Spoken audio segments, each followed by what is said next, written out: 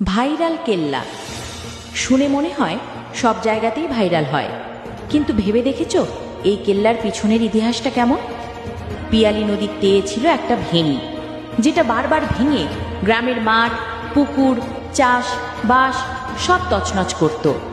জল ঢুকতো ঘরে, বাজার ভেসে যেত, মানুষ হারাতো নিজের ঠিকানা।